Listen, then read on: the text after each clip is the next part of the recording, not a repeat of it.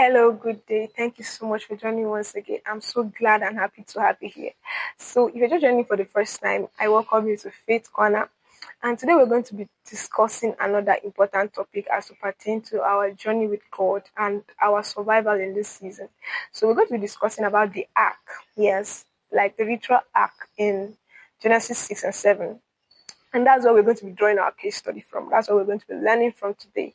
So it's a long reading. If most of us have read the story, most of us have heard about the story. So I'm just going to be briefing us, summarizing what went on in that story so that we can be able to pick up the lessons from it. So it happened that a certain generation during the time of Noah, there was so much sin and rebellion upon the surface of the earth. Men turned their back from God and they were no longer calling upon the name of the Lord. And God was so displeased with that generation that he decided to wipe them out of the surface of the earth. This was unpreventable because this was what God had decided to do with that generation. But there was a man that was righteous, a man that was working with God. Despite the iniquities in that generation, there was a man that was working with God. And God decided to preserve him and his family. And that man was Noah. So he came to Noah and gave him an instruction. He asked him to prepare an ark. He told him of the coming flood that was coming, that he was going to wipe out the inhabitants from the surface of the earth. And he asked him to prepare an ark and gave him specific details on how to build the ark and gave him specific details on the species to bring into the ark in order to preserve those species, because he was going to clear everything from the surface of the earth. He brought in, I think it was 7 for clean animals, 2 for non-clean animals, each species, male and female. They were brought into the ark. Then he, his wife, his sons, and his daughter-in-laws. So the Lord brought them, he asked them to come into the ark. And after the door of the ark was shut, the rain came. And it rained so heavily that it covered the entire earth. And the flood came upon the earth, and every inhabitant of the earth were wiped out. Now, after the inhabitants of the earth were wiped out, after I think 120 days, Noah opened the ark, and God started a new generation with that family. Now, this is what I want us to learn from the story. We're going to be learning how God preserves his own. There are times and seasons where we find ourselves in unpreventable situations, unpreventable circumstances. There is nothing it's not so much under our control. And in those situations, we have to trust the Lord for survival strategies, for how we will be preserved in those situations.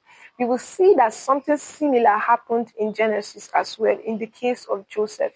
A famine was going to come upon the surface of the earth, and God needed to preserve his own.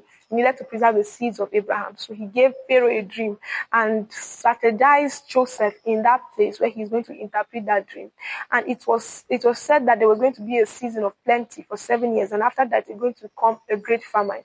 And God gave Joseph a strategy on how they were going to survive that season. That during the 7 years of plenty, they were to save up the foodstuff, they were to save up the extra they were getting from the farmland so that they can be able to survive the seasons of famine. Now, for each season, there are strategies that God gives us for us to be able to survive.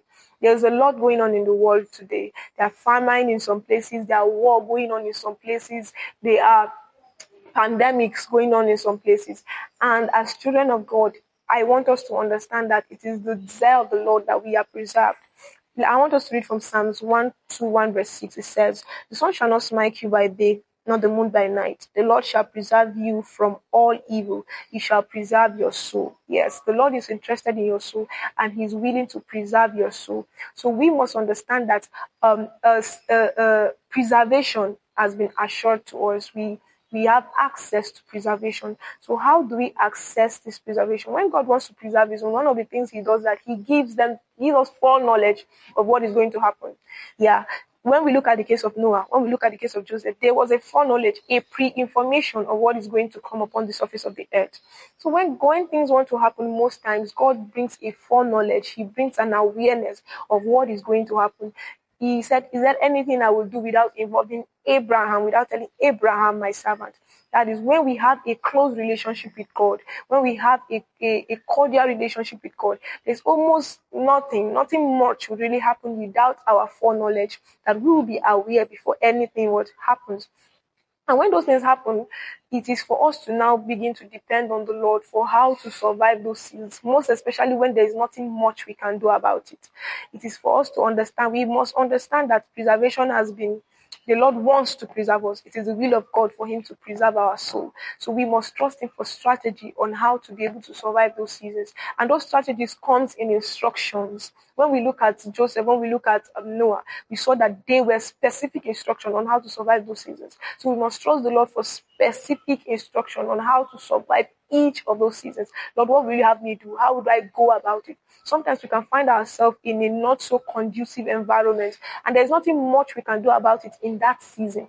We have to trust the Lord for a strategy for survival so that our soul can be preserved.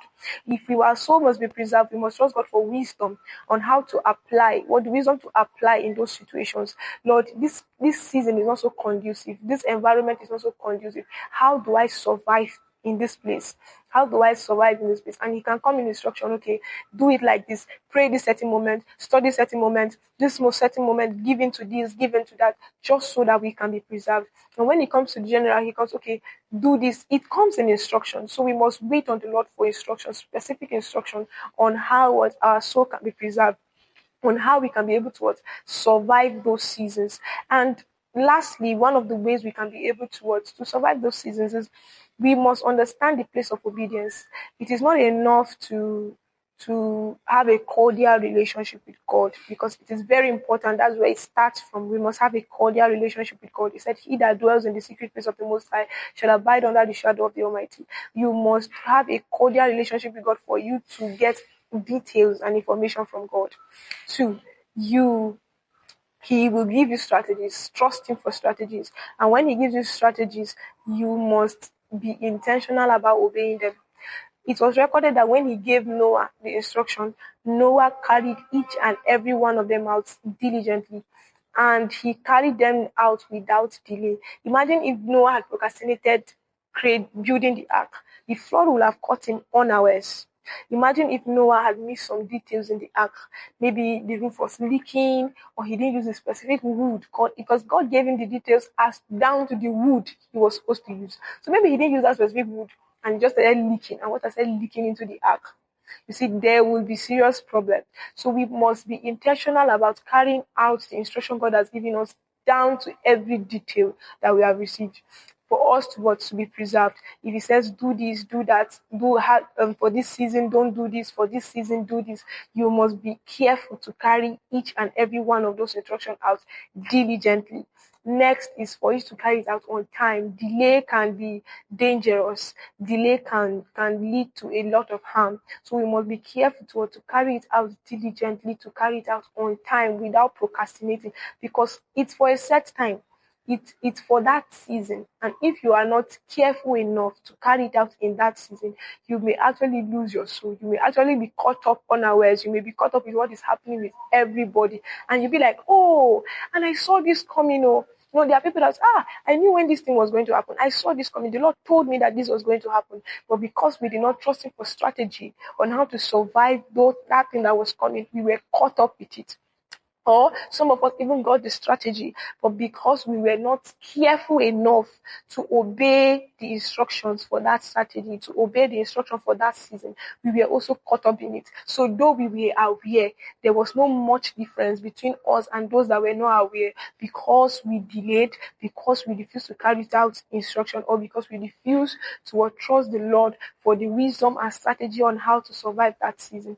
So we must trust God for strategy. We must trust God for instructions, for wisdom, and we must be careful enough to carry each and every one of them down to the latter. So I pray that the Lord will preserve us in this season, that the coming seasons that are coming, that the Lord will give us the strategy, the wisdom on how to survive the season, that we will not be caught up unawares and will not be caught up in it. We will not see it coming and still be caught up in it, that the Lord will grant us the wisdom on how to survive, if it's in your place of work, and you are trusting the Lord for wisdom on how to survive, that your soul will be preserved, that you will not lose your fire. I pray that the Lord grants you the wisdom and the strategy on how to survive. And I pray that the Lord, if it's in your marriage, if it's in your environment where you stay, I pray that the Lord will grant you the wisdom and the strategy on how to survive, that your soul will be preserved, that in this season you will not lose your soul. You will not be caught up unawares, and you will not lose God. You will not miss what God is saying. God will not speak and you will be deaf. You will not miss what God is saying. That God will preserve you in the name of Jesus. Thank you so much for joining me once again. I hope you are blessed. See you next time.